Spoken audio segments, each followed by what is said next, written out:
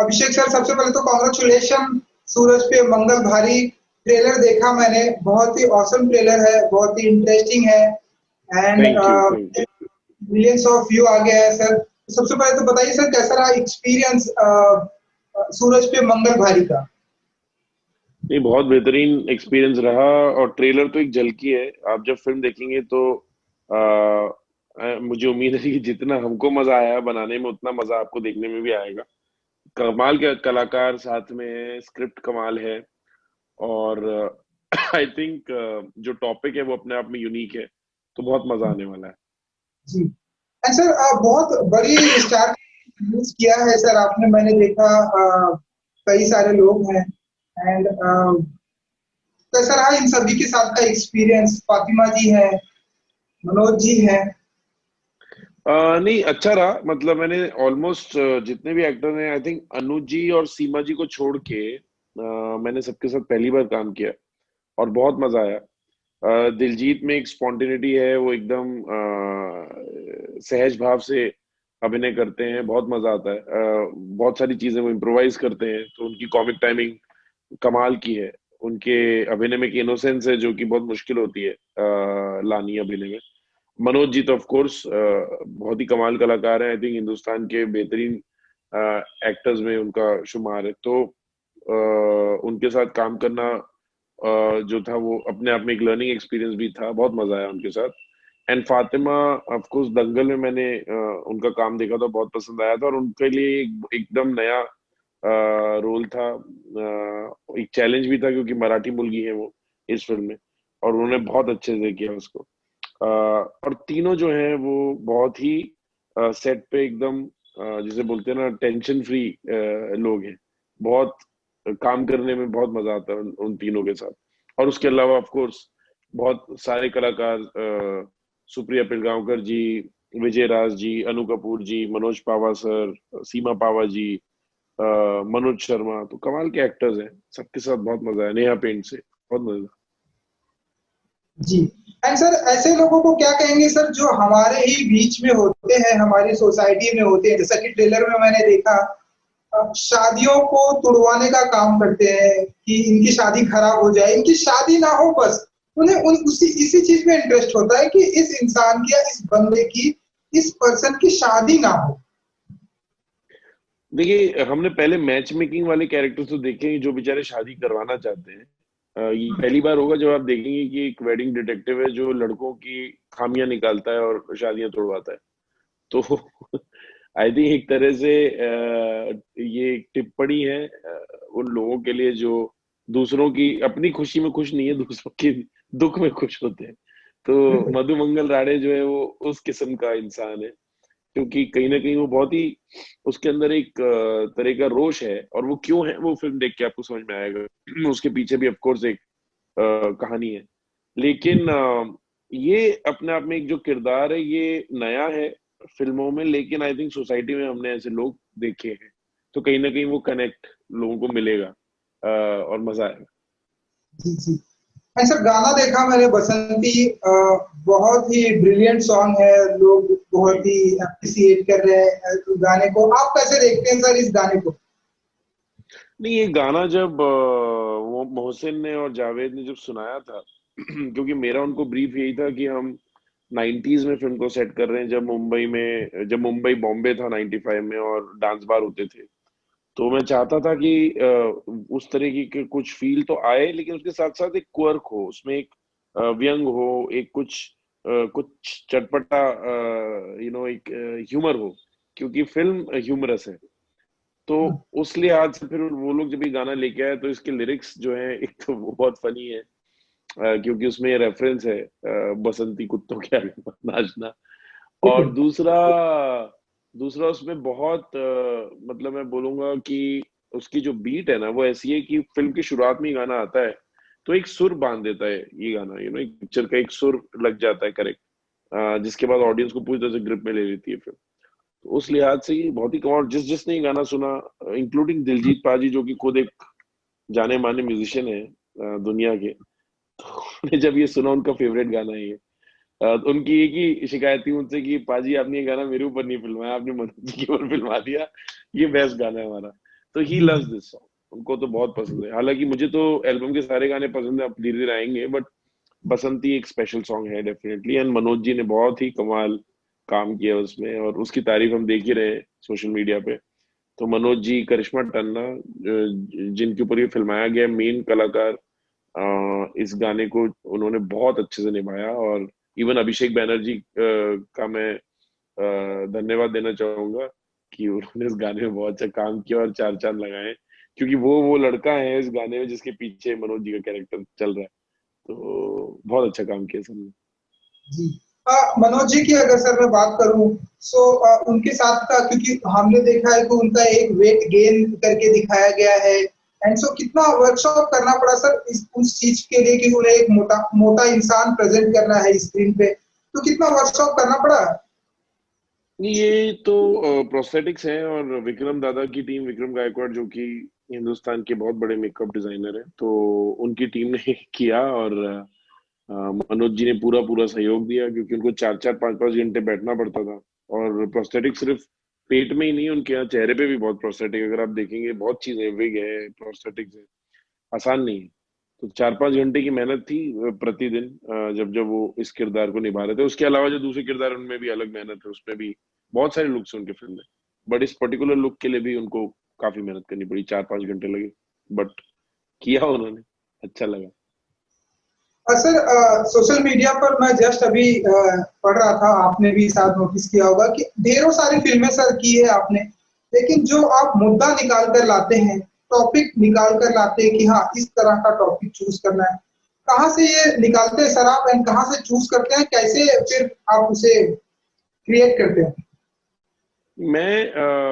मैं खुद एक दर्शक की तरह देखता हूँ कि कि मैं क्या देखना चाहता हूँ आज की तारीख में, ऐसी कौन सी कहानी है जो मुझे प्रभावित करती है। क्योंकि बहुत सारी कहानियां हैं जो सुनाई जाती हैं हमें, और कई सारी कहानियां जो मेरे अंदर से आती हैं। मैं, क्योंकि मैं राइटर डायरेक्टर हूँ, कभी कभी मैं खुद की लिखी हुई फिल्में बनाता हूँ, जैसे तेरे बिन लादेन या परमाणु है। कई बार मैं दूसरों की लिखी हुई फिल्म बनाता हूँ, जैसे शौकीन है या सूरज मंगलवारी है। तो मैं हर बार यही देख रहा होता हूँ कि ये जो कहानी है, ये मेरे को कितना ज्यादा अट्रैक्ट कर रही है अपनी तरफ, क्या मैं ये देखना चाहता हूँ। और दूसरा, मैं एक निर्देशक के तौर पे क्या कुछ कह सकता हूँ इस कहानी के माध्यम से। तो यही चीजें हैं जो, उसके अलावा मैं नहीं सोचता कि क्या जॉनरा है या क्या कौन से एक्टर्स होंगे, ये सब मैं नहीं सोचता हूँ। वो मेरा एक ओपन माइंड रहता है। लेकिन मैं ये जरूर देखना चाहता हूँ कि क्या फिल्म में ऐसा कुछ है जिसे बताने में मजा आएगा। और सूरज मंगलवारी में वो बहुत कुछ था कहने के लिए। अभी ट्रेलर में तो सिर्फ झलकी है, आप जब फिल्म देखेंगे तो आपको पता चलेगा कि हमने कितनी टिप्पणी करी है सोसाइटी पे भी। और ह्यूमर भी बहुत अलग है इस फिल्म का, मतलब काफी टाइम बाद अब एक फैमिली एंटरटेनर देखेंगे, जो कि क्लीन, साफ सुथरा मनोरंजन हो। जी सर, ह्यूमर जो हमें देखने को ट्रेलर में जितना देखा, बहुत ही डिफरेंट लेवल का ह्यूमर दिखाई दे रहा है। एक सर चीज, ये फिल्म अगर आप कुछ बता सके, कोविड के पहले शूट कंप्लीट हो गई या कोविड के, अगर आप कुछ बता सकें अगर आप। हमारी किस्मत अच्छी थी कि हमारी जो फिल्म है वो लॉकडाउन के जस्ट 2 दिन पहले हमने खत्म करी है, और काफी मेहनत करके। हम्म, क्योंकि मुझे याद है तब हम मार्च के मध्य में थे, और धीरे धीरे कोविड का प्रकोप बढ़ रहा था, और ऐसी खबरें आ रही थी कि लॉकडाउन हो सकता है।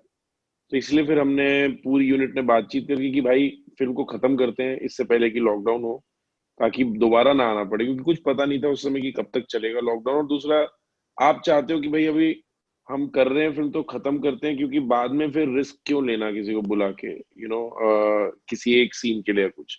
तो फिर सबने मेहनत करके 16-16, 18-18 घंटे काम करके दो 2-3 दिन में फिल्म को खत्म किया।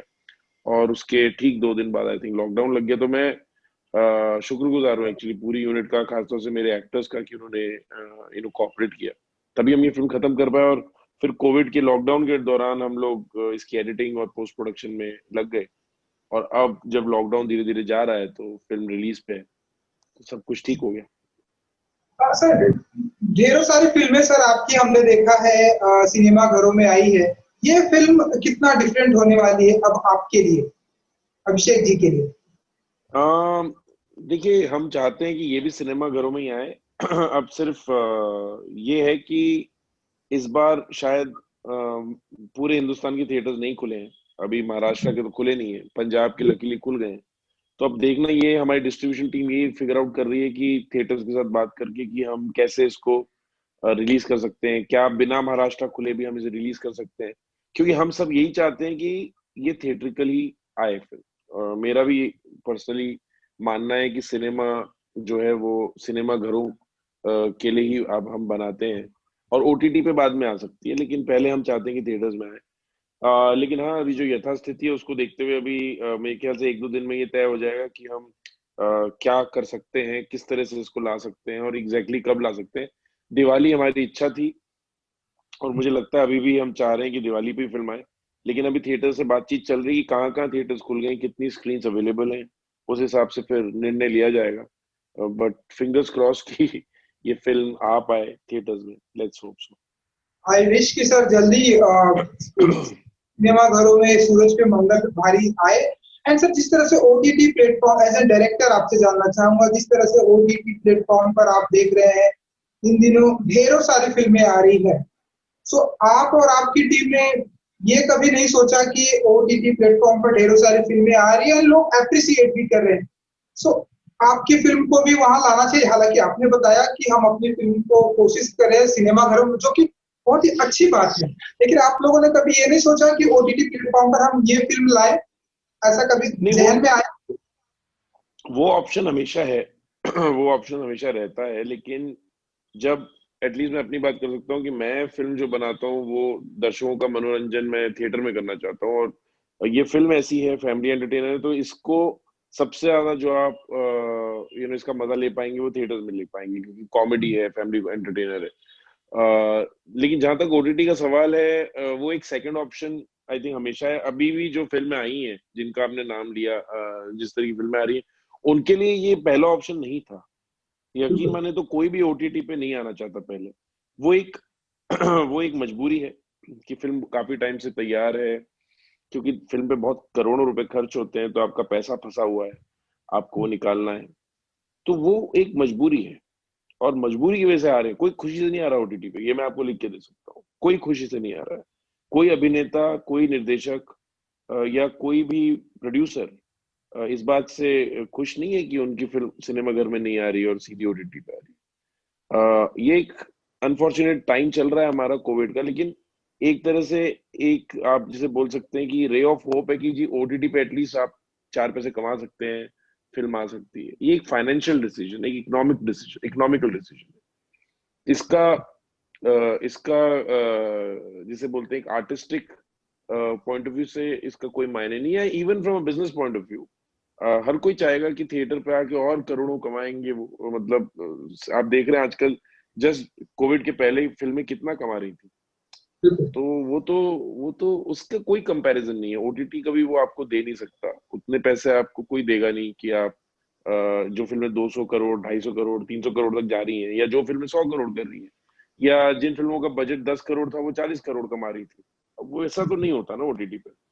ओटीटी पे आप कुछ नहीं कमाते एक बार देने के बाद, तो वो मजा नहीं है। लेकिन जो लोग रुक सकते हैं, जैसे मैं इसलिए शुक्रगुजार हूँ जी का कि वो साथ खड़े रहे कि थिएटर में आएंगे, और अभी तक हम खड़े हुए हैं। अनफॉर्चुनेट बात ये है कि थिएटर खुल नहीं रहे हैं पूरी तरह से। हमें उम्मीद थी कि बिल्कुल। महाराष्ट्र भी खुल जाएगा। अब अब पता नहीं क्यों नहीं खुला महाराष्ट्र, लेकिन हम अभी भी कोशिश कर रहे हैं, जितनी कोशिश कर सकते हैं, क्योंकि देखिए सिर्फ ये बात हमारी भी नहीं है, लाखों लोगों का रोजगार जुड़ा हुआ है। थिएटर्स जो लोग चला रहे हैं, थिएटर चलाना मजाक की बात नहीं है। एक सिंगल स्क्रीन को चलाने में लाखों रुपए लग जाते हैं एक महीने के, और वहाँ कितने लोग जो हैं बेचारे काम कर रहे हैं, और वो 8 महीने से अभी उनके पास रोजगार नहीं है। तो ये बहुत जरूरी है कि निर्देशक और जो निर्माता हैं और अभिनेता भी हैं जो जो कर सकते हैं, वो मदद करें थिएटर्स की, मल्टीप्लेक्सेस की भी और सिंगल स्क्रीन की भी, कि फिल्में आए, कंटेंट है, क्योंकि ऑडियंस तभी आएगी जब नई फिल्में आएंगी। आप पुरानी फिल्में चला के आप अपने दर्शकों से ये नहीं उम्मीद रख सकते कि वो लोग आएंगे फिल्में देखने, क्योंकि वो तभी आएंगे जब उनके लिए कुछ नया होगा, कुछ रोचक होगा। तो ये मेरे हिसाब से मेरा मेरा ये मानना है, मेरा ये पॉइंट ऑफ व्यू है। एंड मुझे लगता है कि ज्यादातर लोग जो इंडस्ट्री में वो इससे इत्तेफाक रखते हैं, बट कुछ लोगों की मजबूरी है कि नहीं आ सकते, वो नहीं वेट कर सकते हैं। कुछ लोग हैं जो अभी भी रुके हुए हैं और वेट कर सकते हैं, तो वो कर रहे हैं। जी ऐसा है। जी सर, ये आपने बहुत ही अच्छी बात कही कि पुरानी फिल्में चलाकर अगर हम दर्शकों को बुला सके तो आई थिंक ये इम्पॉसिबल है। हमें नई फिल्में या नया कंटेंट ही लाना पड़ेगा। लाना पड़ेगा, और वो किसी ना किसी को हिम्मत तो करनी पड़ेगी, और जी कर रहा है। जी ने बोला है डंके की चोट पे कि हम तैयार हैं। अब वो मल्टीप्लेक्सेस के साथ बातचीत चल रही है। आई एम होपिंग कि उसका कुछ निष्कर्ष निकले। एक दो दिन में हमें पता चल जाएगा, क्योंकि ये तो किसी ने नहीं सोचा था कि महाराष्ट्र नवंबर में भी नहीं खुलेंगे थिएटर्स। तो ये सबके लिए एक थोड़ा शॉक था। अब हम लोग फिगर आउट कर रहे हैं कि अब जी क्या करेंगे। पंजाब खुल गया, ये एक बहुत अच्छी बात है। पंजाब भी बहुत बड़ा मार्केट है, तो देखते हैं क्या होता है। लेकिन हमारी उम्मीद यही है, हम लोगों की कोशिश यही है कि जो थिएटर्स हैं वहां फिल्म पहुंचे। भले ही वो एक रिस्क है, लेकिन लोगों का रोजगार तो शुरू हो। वो सिनेमा घरों तक कंटेंट पहुंचेगा तो दर्शकों के लिए भी कुछ नया होगा, वो पहुंचे। सबके लिए विन विन सिचुएशन है, चाहे वो दर्शक हो, चाहे वो निर्माता निर्देशक हो, चाहे वो थिएटर वाले हो।